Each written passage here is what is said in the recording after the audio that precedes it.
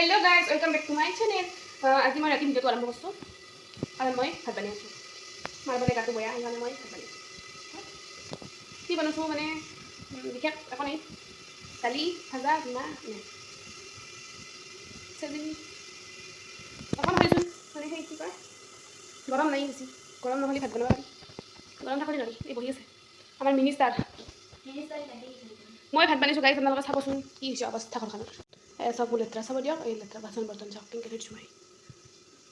আপোনালোকে আৰু লেতেৰা বুলি নাভাব মানে একদম মানে ভাত চাত ৰান্ধি উঠি মানে গোটেইখিনি চাফা কৰি দিম আৰু মাজে মাজে চাফা কৰোঁতে নাপায় না, একেবাৰে চাফা কৰি দিয়ে আৰু লেতেৰাই হ'ব যিহেতু।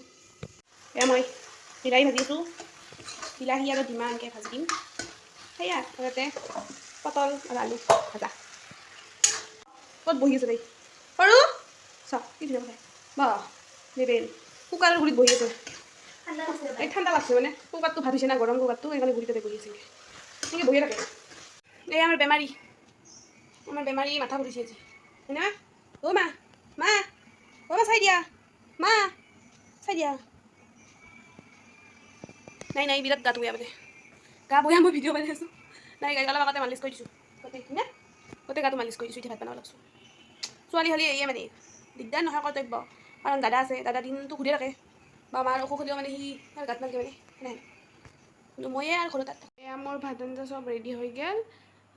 বহুত মানে গৰম ভাগৰ লাগছে, তাৰপিছত কি কয় ভিডিঅ'টো চাব বুলি আশা কৰিছোঁ, চাব প্লিজ ৰিকুৱেষ্ট, ছাবস্ক্ৰাইব কৰি দিব দিয়ক। এতিয়া ৰাতি হৈছে, শুভৰাত্ৰি, বাই বাই।